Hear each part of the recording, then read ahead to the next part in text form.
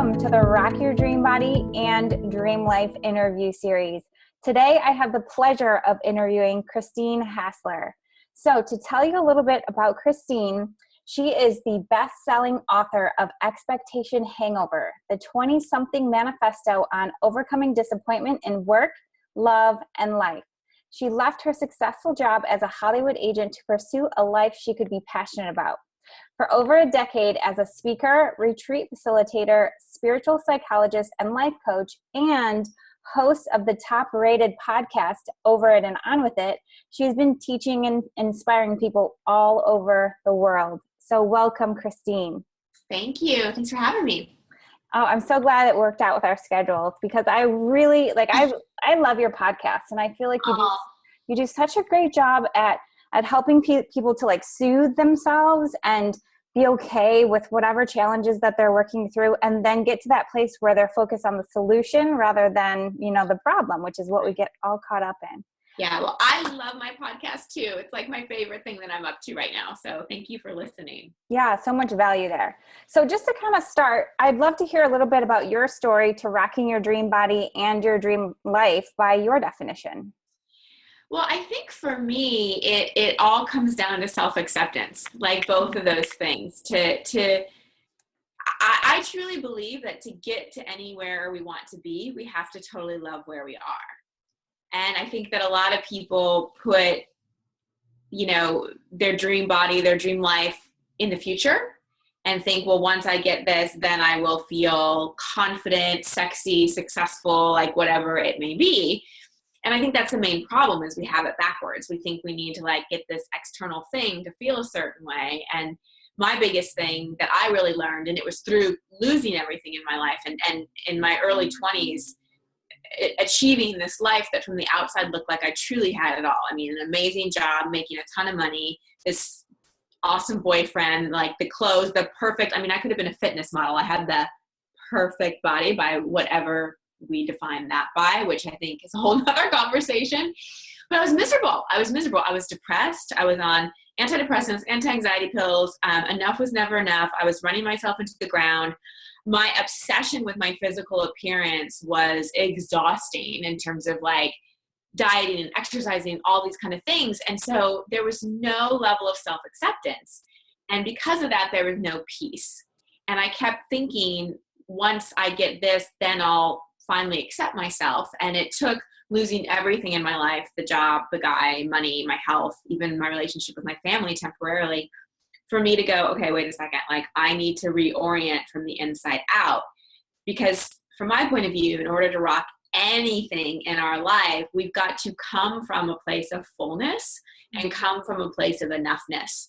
And I think that is what we're all here to learn, is that we are enough and worthy and complete and whole just as we are.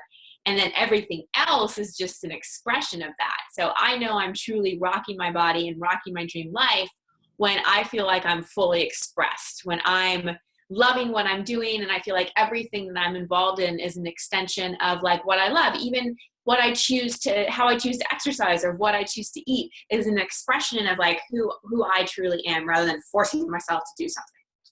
Yes, I love that. I love that you said that enough is never enough, because I think that's what's driving most people, is they think that once they achieve this, that, or the other thing, whether that's related to health, career, what's in their bank account, then they're going to have this level of satisfaction. And it's almost like you don't know what it feels like until you experience it for yourself. When you realize that once you get there, wherever you think that pinnacle thing is, there's always, it's like the carrot just moves, and you keep trying to push yourself from this silly validation from outside kind of a motivation, and it never works. And so, that's basically what you're saying, right? Yes. The bar, like you said, the carrot keeps getting moved. The bar keeps getting higher. And we then in order to keep moving the bar, moving to the bar, the way we do it is we just become harder on ourselves. Because, and I talk about this on the podcast a lot, being hard on ourselves and being self-critical is a very effective way of motivation. It gets things done. People that are hard on themselves are often highly successful because they use that to push and push and drive. But it's not sustainable. Yeah. So it's effective in terms of external results, but it's incredibly toxic in terms of our soul and our well-being and our health. I mean, let's just talk about our cortisol levels when we do it that way. Yeah. So it's two things. It's like the bar keeps getting higher, and then we have to keep getting harder and harder on ourselves to keep meeting it. So it's endless. So is that connected to this idea of expectation hangover? Yes, good question. I was just going to say it totally then leads to an expectation hangover, because either one of two things will happen. Either the expectation hangover comes from, okay, I achieved this next thing and I'm still not happy. And then there's this and I'm still not happy. So it's like an expectation hangover can be one of three things. Either things don't go as planned, things do go as planned, but you don't feel like you thought you would, or life just throws you an unexpected curveball. So either you're not reaching the next bar, you reach it, you don't feel like you thought you would, or life just comes along and throws you a total unexpected curveball, like you lose that job, someone dumps you. For super high achievers that are hard on themselves, often it's an illness, often like the body gives out in some way. And just like we lose that sense of certainty and control, and the expectation hangover, that disappointment, is often the very thing that gets us to start doing things differently.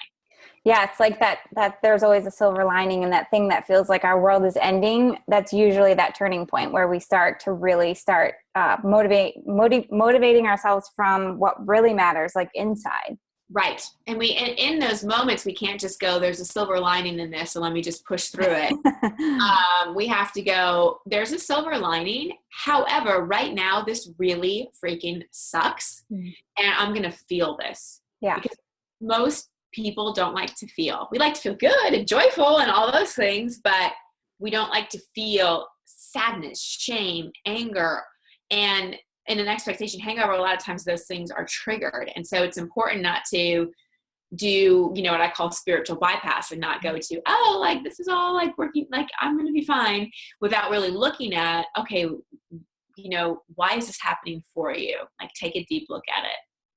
Yeah, because then you're really just stuffing those emotions, and then they're just going to come out, like pop out in some other way, some other fashion, and you'll have to face them there. Yep. You'll lash out at your kids or your spouse. You'll get sick. You'll keep attracting kind of the same expectation hangover, but with like a different cast of characters. And it'll just keep, or the other thing that often happens is an addiction develops, because a lot of times when those feelings come up, the numbing devices we use are food, alcohol, drugs, sex, work, which is an addiction. And as the pain gets kind of more severe, we have to keep amping up the numbing device. And that's what a lot of times throws people right into an addiction. This is so good, because it's so common and people don't realize, or they think something's wrong with them, but it's not really that there's something wrong with you. You just have not developed the behaviors that will be supportive and changing, so that you're focusing on what really matters. So what are some of the steps that you have people go through when they start to realize, oh my God, I'm doing exactly what she's saying? Yeah. Well, in the book, Expectation Hangover, where I start, well, first I just kind of start with like why expectation hangovers happen, and some of the major lessons we learn. Like, we don't have control. We have control over how we think and respond, but we can't control the external reality of life. The universe isn't out to punish us. Things are really happening for us, not to us, but the universe is not about making us happy. Universe, spirit, God, insert whatever word you use. It's about that we get our soul lessons and that we evolve as human beings. That's what our soul cares most about. So understanding those lessons are really, really important. And that, we don't grow in our comfort zone. We don't grow when things are going according to plan. So after you kind of get that, then the first place I take people to is the emotional level. So the treatment plan for expectation hangover is divided into emotional, mental, behavioral, and spiritual. And I start with the emotional because, like we just talked about, it's the one people most want to avoid, and it's the most important because, I just wrote a blog this week about, because I get so many questions from people who want to meditate. They know I'm a meditator and I teach meditation, and they want to meditate, but they keep having trouble, and they think it's because their mind is going too fast, so they don't have time, or they can't sit still. And really, I think the biggest block to meditating is unprocessed emotions, because when you sit and you're quiet and like you have like unprocessed sadness, shame, guilt, some of the stuff we were talking about, or anger, it's like all of that starts to bubble up and it gets very uncomfortable. So you just want to like bolt as soon as possible. That's why it's so hard for people to meditate. And so before I could even begin begin to think of having a meditation practice, I had to learn things like anger work, emotional release work, freeform writing, like those kinds of things that help me process the emotions. Because otherwise I would sit and try to meditate and it would be absolute torture. Yeah. Yeah. And that's why it's so important to understand. I love how you say like emotional and mental and spiritual, like it's all of these different pieces. It's not just one. It's not just like a lot of times we try to go to that Band-Aid or surface thing or put a Band-Aid on the surface where we're like, well, I can't lose weight. I must need to go on a different diet, or I can't, make more money. I don't know, like I should get a different job. But really there's a lot of other stuff that's going on deep down that you have to work through. And that's what you do on your podcast. I remember there was one episode with one woman who was, I think she was struggling with binge eating. And that's where you went, is like, what's the deeper stuff that's going on that's like bubbling up and surfacing as this binge eating, behavior. Absolutely. Because, like you said, a great word, soothe ourselves.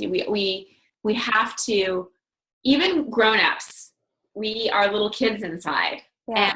And there's times when those younger parts of us get triggered. And so we have to develop healthy ways to parent ourselves. Our parents did the best they could.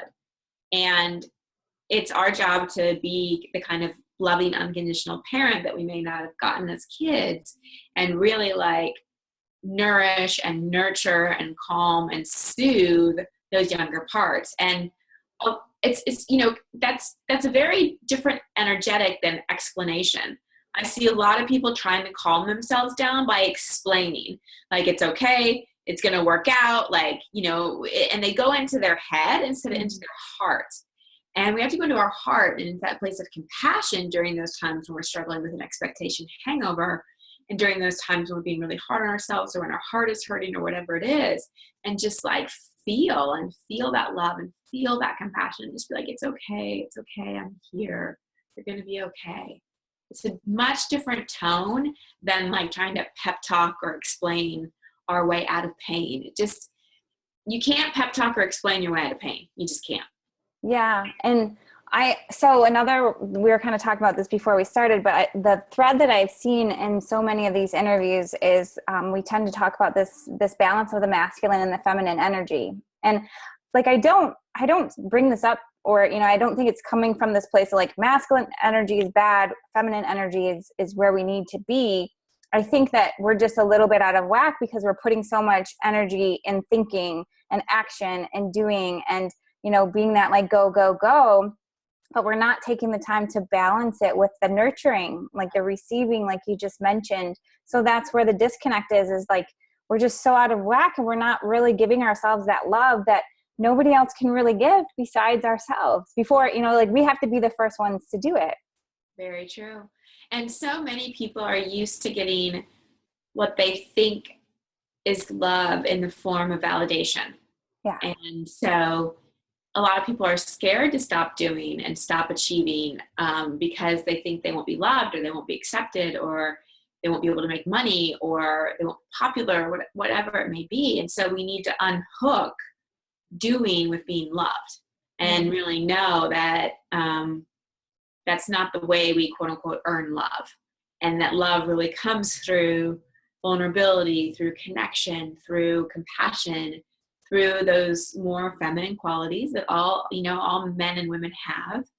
And I think that what is really exciting right now is that the feminine is really coming back in a lot of ways, and we're seeing the breakdown of the more masculine systems, like everything that happened with the economy and the banking and government and all those kind of things that happened over the past, 5 to 7 years, have really been that kind of more masculine and kind of more shadow aspect of the masculine breaking down. And so many women are rising up, not to be better than men and not to be equal to men, equal in terms of opportunities. What I really mean to say is not to be the same as men, but have the equal opportunities, but also really stand in, I don't have to act like a man to achieve the same type of things. Like, I can do it in a feminine way. I can be the CEO of a business. I can be an entrepreneur. I can be an internet marketer and not have to step in so much to my masculine to do it. Now, that said,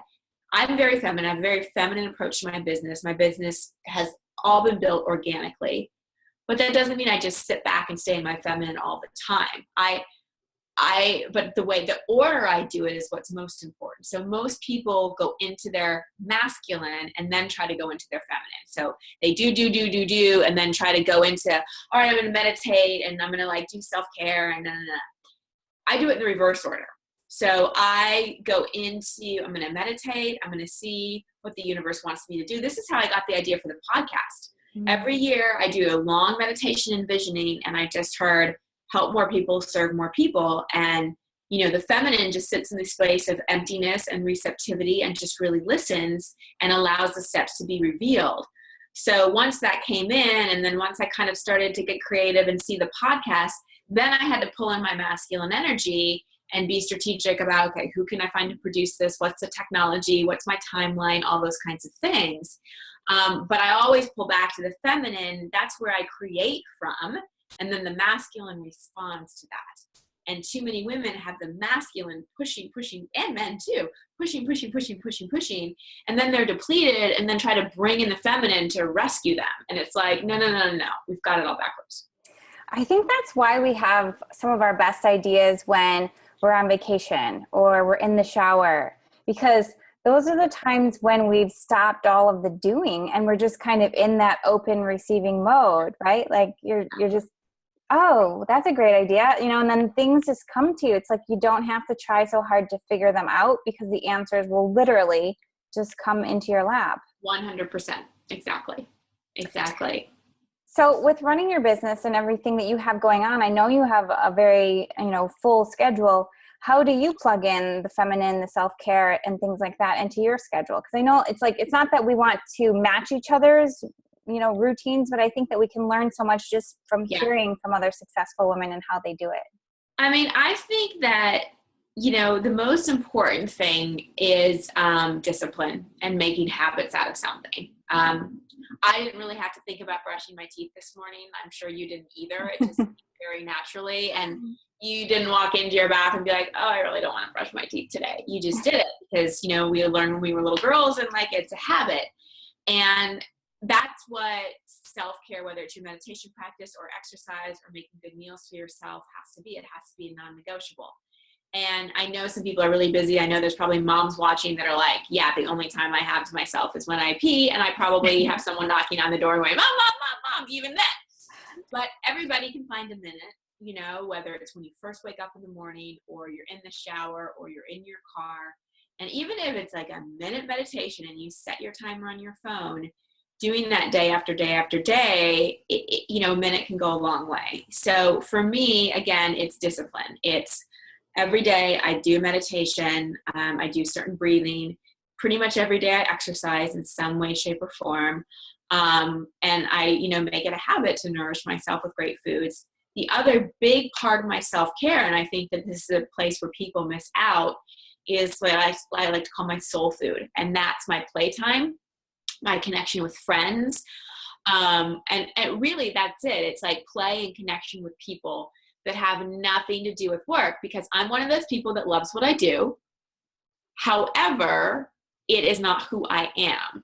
It's an expression of me. And so it's very important that I'm with people that I'm not talking about business, that we're just having fun, that I get that kind of nourishment in there. So one of the things that I always emphasize to people is it takes about 40 days for something to move from a discipline to a habit. So we had to be disciplined about brushing our teeth until it became a no-brainer, until it became a habit. And discipline actually comes from the word disciple, which means loving follower. Mm-hmm. And I think some people think that discipline is like bad, that it's punishment. And if you can reframe how you orient to starting these self-care practices of like it being a loving following, then it really can help you establish a habit. Yeah. It's so true. It's so important. I all the time recommend plugging it into your calendar, like making it like any other VIP appointment, because that's the only way that it's going to become a habit. Yes, and make it a non-negotiable. I mean, when people ask me for like breakfast meetings or early morning phone calls, I'm like, nope, sorry. I won't do it. Like I really just don't do it. Mm-hmm. And that's because that's my time. That's my time to meditate. That's my time to vision for the day. That's the time to take care of myself. I also am really good at saying no. I think that especially women, we get so concerned with pleasing others and slip into that people pleasing that we're last on the list, and find the words, sure, I'll do that, or yes, I'll take care of your kids for you, or no problem, I'll be there, come out of our mouth when inside we're screaming, no, like I need my time. So having those kind of self-honoring boundaries, I think, is really important. And how do you develop those? So say you're a woman who's listening and she's like, I really need to start doing this stuff, but I also know I need to ask for help. So how do you recommend she has that conversation either with her spouse or maybe with her boss? Like, is there any tips that you have for having an empowered conversation around that? Well, it's going to be uncomfortable. Let me just say that. I think a lot of people wait to start making these changes until they feel comfortable and confident at it. And you're going to be waiting a really long time. It's the same thing with taking risks. People wait until they're sure and they have no fear. And I'm like, well, you're never going to do it. So that's the first thing. No, you're going to be because it's awkward because you're used to not doing it. And it's going to feel scary. And probably if you have a hard time saying no, you like to be a people pleaser and don't ask for help, you source, you have love. I get love and approval when I say yes to people and I please people. So you've got those hooked up. So the first thing you've got to really do is check in about self-love and your relationship with your higher power, whatever that may be, and really get really clear that your love does not come from, being other people's hero all the time. That's not the source of love. So that's the first thing, is to really work with yourself and work with any of those misunderstandings that the way I get love is if I do XYZ for other people. Because the minute you stop, that's the thing with these defense mechanisms. We can't just stop them, because then there's a part of us that freaks out because we think we're going to lose love. Yeah. So that's the first thing. Get really anchored in what the truth about love is. Forgive yourself for any misunderstandings you bought into. And then I suggest writing it down, writing down all the ways that you're doing shoulds, all the shoulds that you're doing, and look at your should list and then transfer it to what are really your wants and your willing tos. And then anything that's on the should list that you need to set boundaries with, that you need to talk to your spouse or your boss about, then you have a more comprehensive and detailed idea of what you want that conversation to be about. Because I think, especially, poor men, if you just go to your husband and you're like, I took too much on my plate, you need to help me, it's just too much, I have to start saying no. He's like, what? How? And men respond very well. Good men respond very well to specifics of, I'm overwhelmed. I can't clean the dishes every night. So on Tuesdays and Thursdays, can you clean up the kitchen so I can use that time to go and take a bubble bath? Specific, and start little, be specific, and practice. Yeah. And also, so I just recently read The Queen's Code, the book by Allison. Such a good book. I've been recommending it to everybody I know. And I feel like one of the things she says too is to ask for those specifics, ask for help, but then also make sure to vocally appreciate it too, because men are just like women. They like to know when they were helpful. And, it's I don't know, I guess that's more coming from a nurturing place. It's not a validation when you just genuinely share your appreciation for someone and you just say, thank you. You make them your hero. I remember once we were talking before, I travel a lot because I'm a speaker, and I always end up, sometimes I get to hotels late at night, and I was in this one resort and there was no water, and I don't like to drink tap water. And that's one of my self-care things. And of course, I'm going to make sure I have water, and I can't find any vending machines. Nothing's open. I was on a separate wing of this hotel, and I walk in and they're setting up a stage in one of the banquet rooms. And there's a bunch of guys, a lot of them don't speak English. And I walk in and I'm like, Agua, bottle of water, don't they stop? And they see that I'm frazzled and I'm like, help. And this one guy's like, 1 minute. And he runs off, and who knows where he went. And I kind of wait, and he comes back, and he has these 2 bottles of Evian water, and I make the biggest scene out of it. I'm like, you're my hero. This is amazing. You saved my life. And not in a joking way, but just in this feminine way, right? Mm-hmm. I was there for 3 days, and every night he knew which room I was in. And every night when I got back to my room, there would be 2 bottles of Evian water. Ah, that's so cool. And so that's just one little sweet story about how we can really like empower not just the men in our life, but the people in our life by celebrating and praising and acknowledging when they do things instead of criticism. We tend to criticize, all the ways we criticize ourselves tends to leak onto others. And also really asking for what we need, because the other thing that I see people do is they do the whole kind of test. Like, if he really loved me or if she really cared about me, she would know what I wanted for my birthday. Or he would know that like I had a long day and he should put the kids to bed. No, please don't expect people to be mind readers. You'll end up with an expectation hangover. Yeah. Create agreements, not expectations. Be responsible for communicating your needs and set people up for success. Really set people up for success. I was out to lunch with my friend, and she's got a big birthday coming up. And I'm like, is your husband planning it? And she's like, uh-huh. And I go, do you want to give me his cell phone number? And she's like, huh?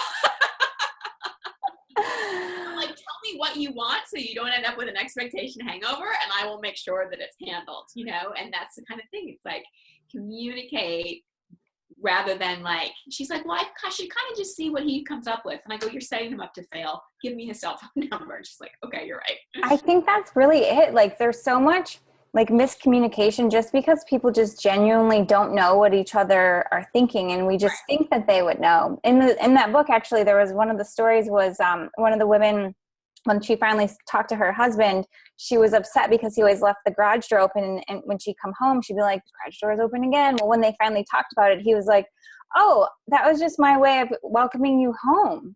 And so she's like, and maybe that's not the case in every situation, but then that's when you start to realize, wow, if we would have just talked about this, or if I would have just communicated in like a non-defensive way and just said like, here's what I'm feeling, or here's what I need help with, then you can have an open, like communicative conversation that feels like connection and even intimacy, which is another thing that I think a lot of people start to lose between, partners when they don't communicate well. Yep, absolutely. 100%. Yeah. Well, great. So I just wanted to wrap up. I wanted to give you the opportunity to share anything that you feel on your heart, or anything that we haven't talked about yet that you feel like would be really important to talk about on this interview series. Well, I think probably just to kind of reiterate what I said about our relationship with ourselves is the most important relationship we'll ever have. And that it may sound selfish, but that is my number one priority. I do put myself before anything or anyone. And I don't mean that in a selfish way. I mean that in a self-honoring way. Of course, I go, I don't say no to people who need me. And of course, I make quote unquote sacrifices when needed. But I make sure that I can show up so fully for the people that I love in my life. And I do that best by taking care of me. And the thing that I think is important to emphasize here is that doesn't mean that I'm spending 2 hours a day on self-care. So many people think self-care is about what we have to add. And so they think I don't have time. But self-care is also about what we stop doing. So one of the ways that I am like selfish and I take care of me is I work on my self-talk. I catch myself when I'm going into comparison, or when I'm, being hard on myself in any way.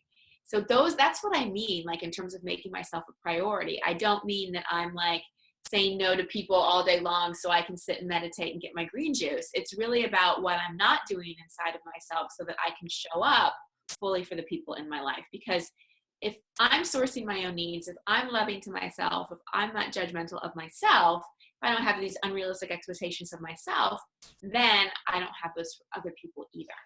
So true.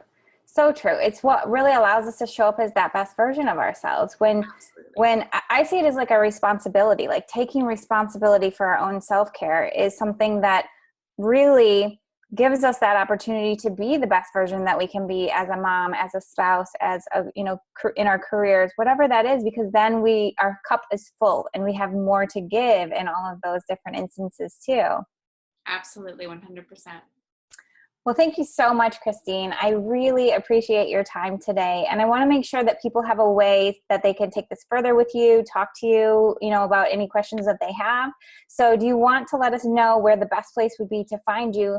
And also, I know you have a free gift too that you want to share as well. So just point us in the direction of where that would be. Yes. So the best place to find me is christinehassler.com. You can sign up for my weekly blogs and vlogs. They're always content. I always teach something. And then the podcast we talked about, Over and On With It. It's on iTunes. If you don't have a iGadget, you can go to christinehassler.com/podcast, and you can listen to the show and also learn how you can get on the show and have a coaching session with me, because that's the way to do that. And then I have retreats. I've got Bali coming up. I have a business mastermind where I teach people how to build their business in a feminine way, but actually men are in the program too. So that's really great. And the free gift is the ebook, my free ebook, 32 Days to Uplift Your Mind and up-level your mind and uplift your heart. And then I believe we're also giving the meditation CD, right? Yes. Yeah. Okay. Yeah. So prescriptive meditations for anxiety, overwhelm, clarity. There's a morning one and evening one. So something for you to read and something for you to listen to. Awesome. And we're going to have all of that linked up below, so it's very easy for everyone to find. So I'm so excited to have everyone take those further. I know, like, for me, meditation has been so huge. And like you said, I was very much a thinker, someone who had a hard time slowing down. And when I finally did, it was so beneficial, and it really did connect me to all of that wisdom that is inside underneath all of the crazy thoughts in our heads. Yeah, absolutely. Awesome. Thank you for having me. Thank you for being on, Christine. I really appreciate your time, and I will see everyone else in the next